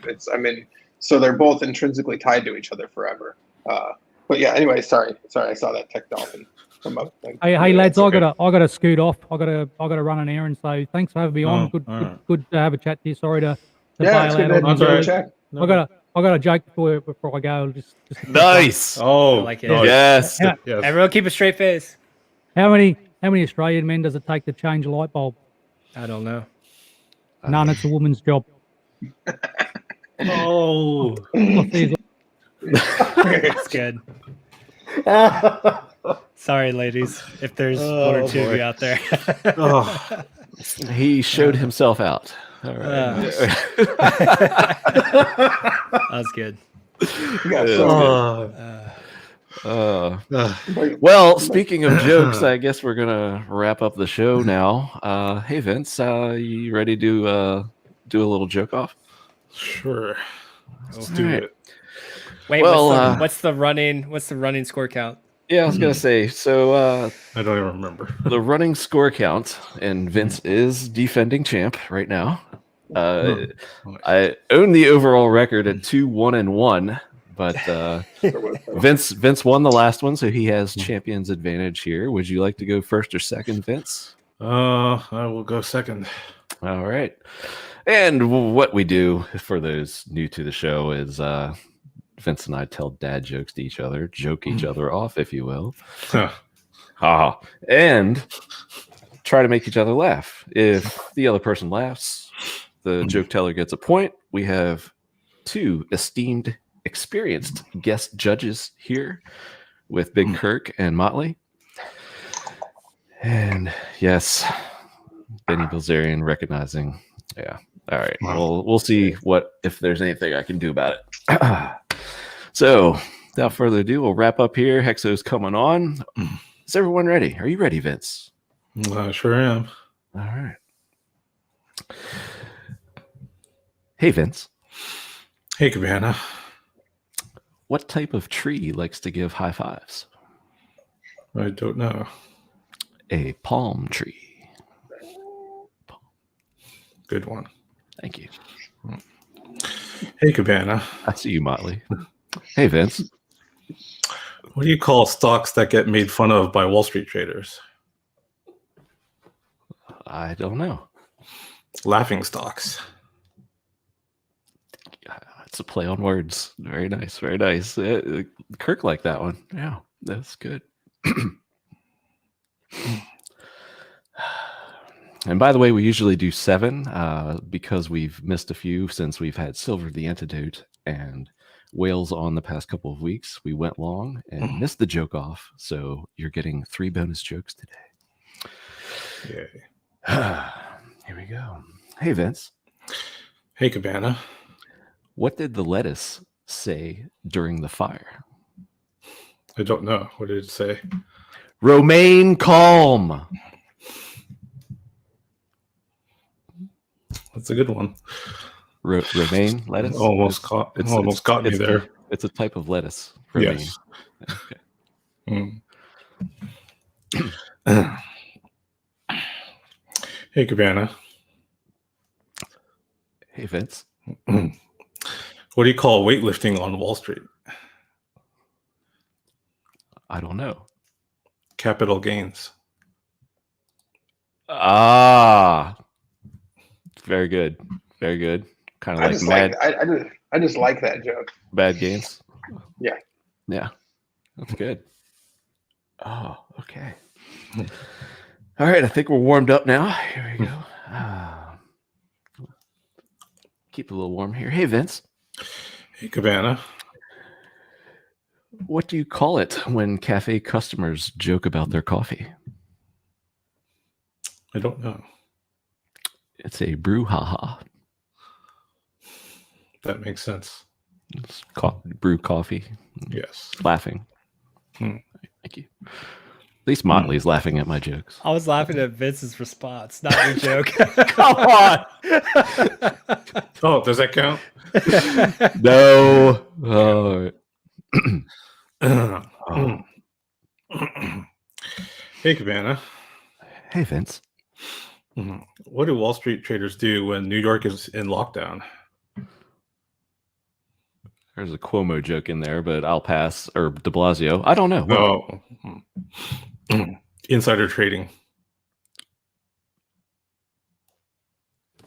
I see you, Kirk. Yeah. Good. All right. Round 4. Hey, Vince. Hey, Cabana. What did the grape say when it got stepped on? I don't know. Nothing. It just let out a little whine. Kirk's drinking wine down there. Yeah. Yeah. Grapes. Sure is. And they make wine. Hey, Cabana. I hope he's laughing at my joke now. All right. Anyway, sorry. Pretty sure he is. Hey, Vince. Why are spiders so smart? I don't know why. They can find everything on the web. Man, we're well trained. This is a battle here. It's good. It's very good.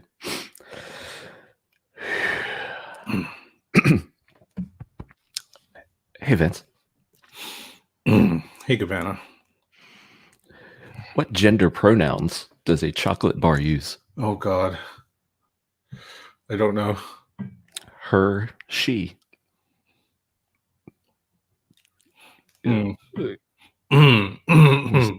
Like a chocolate company. It's the Hershey bar. Hershey, her, and she. I've heard of it. Okay. Hey, Cabana. Hey, Vince. Why are elevator jokes so good? I don't know. Because they work on so many levels. I thought it was gonna be like because they have their ups and downs. I'm laughing at him. that works too.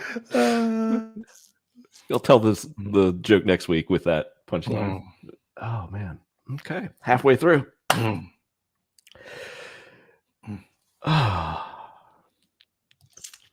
This is fake news, Hex Mac. I have not lost it yet. I'm keeping it together. He's Stop. holding it in. I'm holding it in.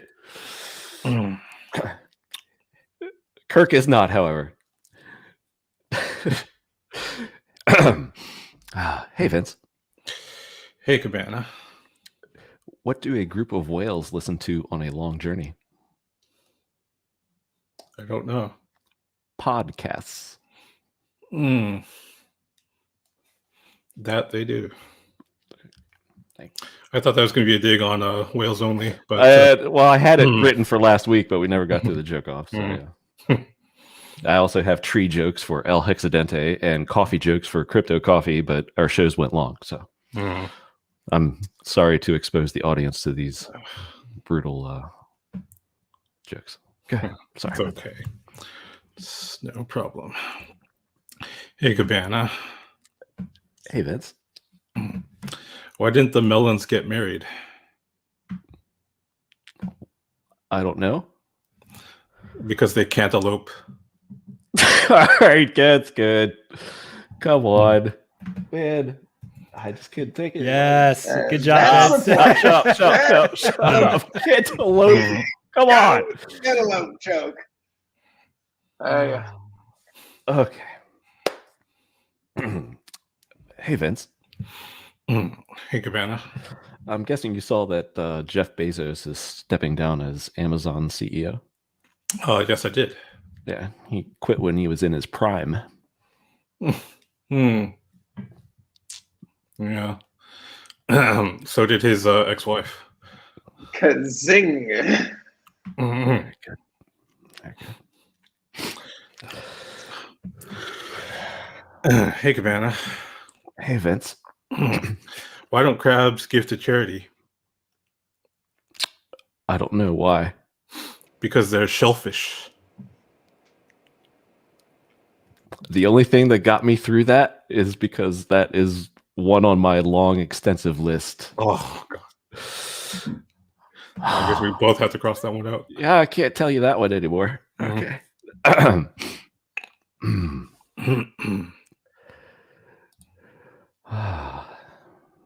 Man, I am just getting hated on in the chat. Just nobody has confidence in me. It makes me rather sad. Thanks, Tech Dolphin. I feel your support and love. Thank you. Hey, Vince. Hey, Cabana. Did you know that tomorrow I'm starting Diarrhea Awareness Week? No, I didn't. Runs until next Saturday. Damn it, Vince. I couldn't hold it in. That's what she said. That's great. Gotta break out the toilet humor in dire situations. All right. Yep, that's bringing out the big guns. Oh, hey, Cabana. Hey, Vince. Why couldn't the angle get a loan? I don't know. Why couldn't it? Because its parents wouldn't co-sign. Oh, yeah, see? Leftover math jokes for Big K. I should have seen that. Well, I felt it coming. I didn't see it coming because I thought you spent them all. But fortunately... I love it. Yeah, fortunately, if we remember, I do good at math jokes and holding it in. Yes. So thank you for giving me that reprieve. All right. Couple left, I guess. Hey, Vince. Hey, Cabana. Did I tell you I asked my date to meet me at the gym today and she didn't show up? No, you didn't. What happened? Well, that's when I knew we weren't going to work out.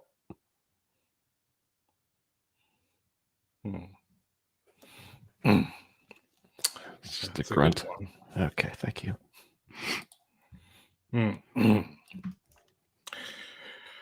Hey, Cabana. Hey, Vince. What do you call a number that can't stay in one place? It's more math. I don't know what. A Roman numeral.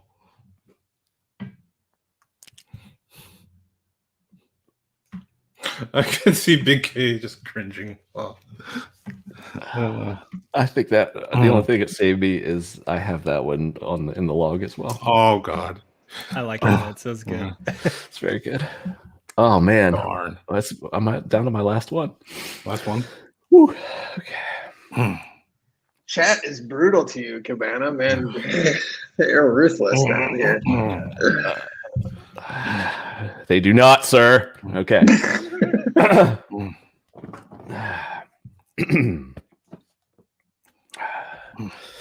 Time to get serious for a second. Hey, Vince. Hey, Cabana. I just found out my uncle's addicted to Viagra. Oh, what happened? My aunt's been taking it hard. I think that was what. I don't know. That was tough. That was tough. He swallowed it. Oh, I'll let Big K. I'm remaining neutral. I say no on this one. I'll let Big K decide. There was a tiny, but it was. I mean, I don't know if we can call it a full point, but that's pretty much the deciding point right there. You know, I say tiebreaker. I want to hear it. Oh, Vince has one more. Do I get my last joke? Yes, you do. Okay. Oh, yeah, okay. All right. Hey, Cabana. Hey, Vince. Why did Hexologists dislike Motley's latest video? I don't know why. Because he has a chip on his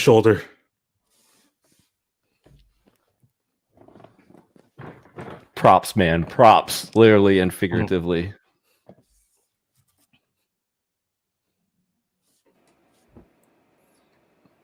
Not laughing. Holding it together. Holding it together. All right. Well, we made it. So it's we're tied, right? Or yeah, I'd like to hear a tiebreaker. Okay. Yeah, we got tiebreakers, and then we had a couple people saying Cabana got the point. Oh, hey, I like you guys. Who's this? Oh, Tech Dolphin, what's up? Now you're on my side, bro. It might be a sympathy. It might be a sympathy point. So I don't know if we can count it. Okay. All right. Let me see. The chip on your shoulder was amazing. Yeah, they're calling for a tiebreaker now. Even Tech Dolphin. Sorry. All right. Let's see here. Hey, Vince. Hey, Cabana. Do you know what happens when I get naked in my bathroom? I don't, and I'm not sure I want to know. My shower gets turned on. I'm sure it does.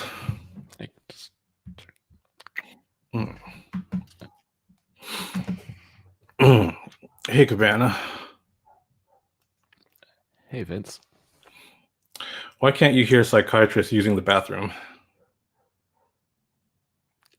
I don't know why. Because the P is silent.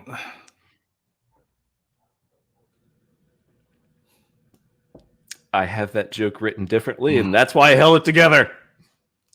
Damn it. It was a dinosaur joke. Yours is way better. Oh, God. Yours is way better. Yes. Yeah. All right. No. We're going to call it high. Vince retains his championship belt. Speaking of championship belts, as we close out, any interest in the UFC fight tomorrow, Motley? Who's fine? Carl I think it's Usman, right? and what's the other guy? Oh, shoot. How am I forgetting his name? Exactly. He's a freaking beast, and I freaking suck for forgetting his name right now. It starts with a B. Gilbert Burns. Gilbert Burns. Yeah, that fight's gonna be amazing. That's gonna be a war too. They used to be training partners. Carl Usman's got insane gas tank and crazy pressure, but his striking's pretty good, but he's predominantly a pressure wrestler, and Burns is an elite black belt in jiu-jitsu. Wow. So if it goes to the ground, nice. Usman can be in trouble. It's kind of the wrestler versus jiu-jitsu, who's going to have the superior ground game, and generally jiu-jitsu obviously has more finishing moves. So it's going to be a tough one. I think Burns is a little bit quicker, and his hands are starting to get better and better. So it's going to be a really good fight. I would maybe go on Burns, especially if the odds are in the favor of Usman, I'd probably take the underdog and go Burns.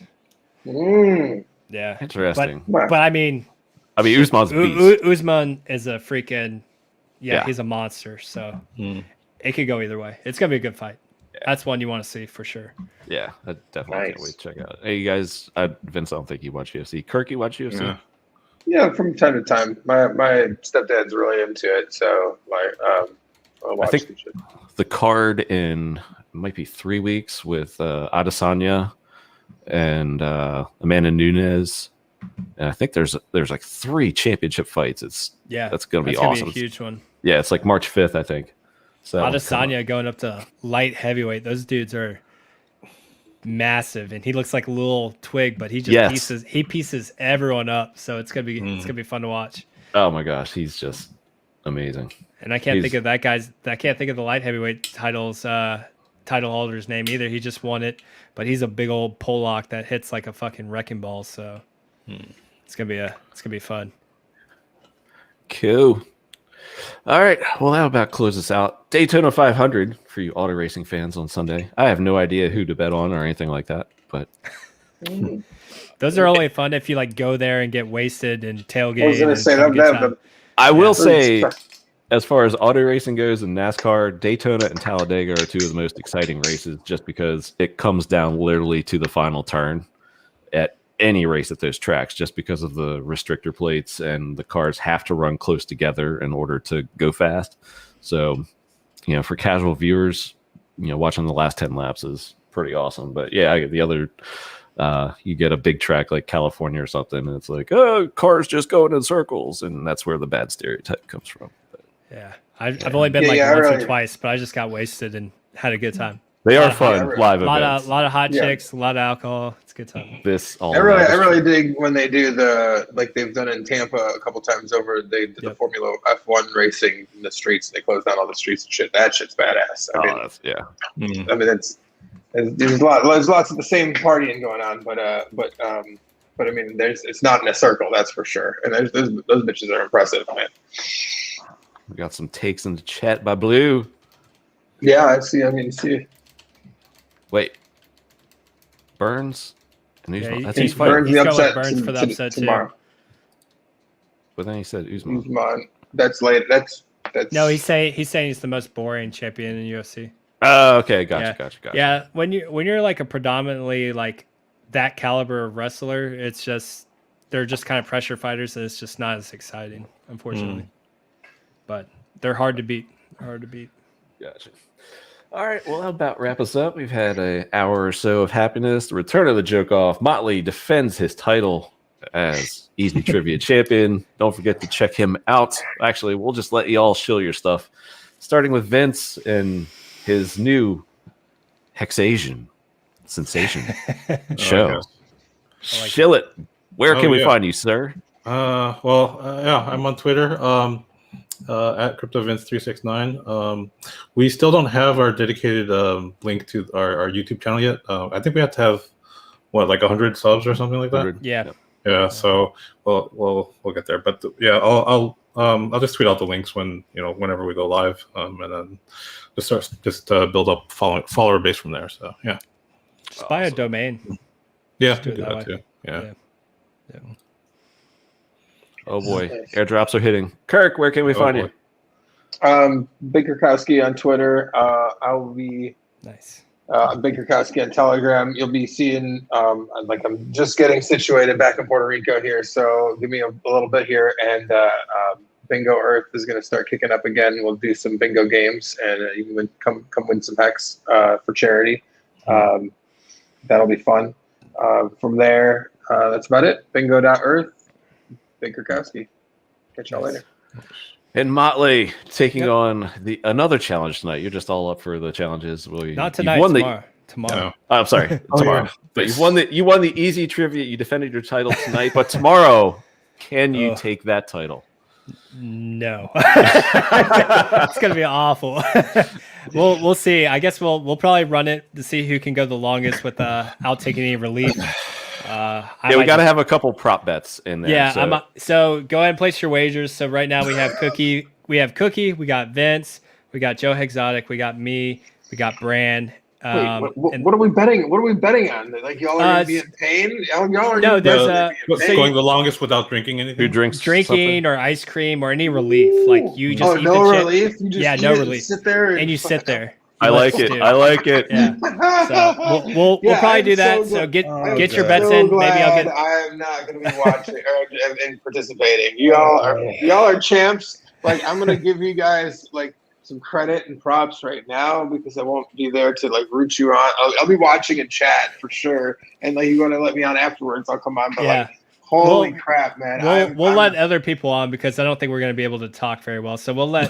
I'll open up the stream. I'll open up the stream afterwards so you guys can talk about Hex. Well, you'll have a cheerleader in me, man. We'll recover. Sure. We can mumble about Hex. This is good. This is incredible, man. I'm going to enjoy the shit out of this. I'm going to come on and ask you all questions and wait for answers. Yeah, you can just sit there and wait then.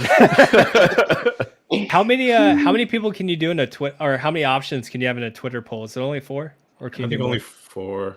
Damn, that was 4. Maybe I'll just take myself out of it, put you guys up there. But so place your wagers. Who can go the longest? Saturday, 9 p.m. Eastern, the 1 chip challenge. We'll see how long we can last. I might bow out early. We'll see. So maybe I'll just put everyone else up on the poll. But stop by my channel. You can see you can see me anywhere at Motley Investor. And then if you have trouble finding my YouTube because of the Motley full, just type in investhex.com and that'll send you straight to my YouTube channel. So yeah, Saturday, 9 p.m. Eastern, tune in. Maybe a wild hexologist will appear and actually do what he said he was going to do. Just saying. How do you pronounce the brand one more time? I think it's Packy. Packy, yeah, or Pocky. I think it's Pocky. Pocky. Yeah, Pocky one chip challenge. Pocky. Maybe, I don't know. Probably wrong. Yeah, I don't know either. Yeah, so should be fun. People should are be fun. interested. Is it only available in the United States? So I know they've shipped out, but I know they get expensive. I think it was Kevin that was actually telling me not too long ago that in Singapore they go for like $100. Holy shit! Yeah, where you can get them here like $5-7, but if you get them on like eBay or Amazon, they mark it up to like 25, 30. Scalpers. Yep. So have you, y'all? I don't hate this. Like, have you heard of this soda liquor company? The liquor company, Vince, out of China, that like makes the liquor that like sells faster than it's the biggest distributor of beverages in the entire world now. Beat out Coca-Cola. They've just beat out Coca-Cola, and it's a like a liquor beverage from China that like they don't even sell it out of China. It's so sought after that like it sells out as soon as any hits the market, and it's like 50% booze. It's like straight fire. Holy shit! It tastes like straight fire. And it like just disappears off shelves. I was reading this article about it. Crazy. Like, I sorry to sidetrack the end. Sounds like four locos back in the day. Yeah. But like meets these Pocky chips. It's like the chip meets Four Loco meets the happy hour chip. You know, it's sounds awful. Love to try that sometime. Destroy everyone's stomach lining. You didn't get your hands on it unless you're in China, and like even then, like it's like super sought after. It's just, like as soon as they make something, it goes out the window. Hexicans in the chat are coming up with some. I want to see what it is. Hexicans in the chat are coming up with some great ideas. Everyone should have relief available as a temptation. And then, then he adds within arm's reach. Yes. Yeah, I'm gonna have like a little cooler down beside me. It's gonna have ice cream. It's gonna have milk. It's gonna have popsicles. I'm gonna be ready to go. Well, just in case I'm I'm gonna check that out. I can't wait. I'm gonna put it in chat for y'all here, just so y'all see what I'm talking about. Yeah, here's some light reading for everyone. Enjoy this article on Qichao. It is 53% alcohol and tastes like fire. Biggest thing, bigger than Coca-Cola. You put in the chat? Yeah, did I put it in the YouTube chat? I don't. Oh, here I put it in the private. I'll put it private chat. I didn't see it in the YouTube chat either, but I don't see it in YouTube. Yeah, I don't know where you put it, but it's on the chat. There we go. I'll wait for you to get in chat there. Here you guys go. In case you want to, if you really want to fuck up your stomach, here you go. There you go. This like I say, good luck finding it. Good luck finding it. Yeah. You can't even fly to China and try and ruin your insides. Well, that's a good note to end it on. I was gonna say with these recommendations, not financial advice, not food advice, not food advice, not health advice, but you FDA approved. Do with it what you will, and yeah, we will end it on that note, and we'll see you again next week. Thank you to Crypto Vince, Big Kirk, Motley for coming on, and yeah, can't wait to see the chip challenge tomorrow, and it's gonna be awesome. Thanks, guys. Take care. Thank you, audience. Later. See you. Later.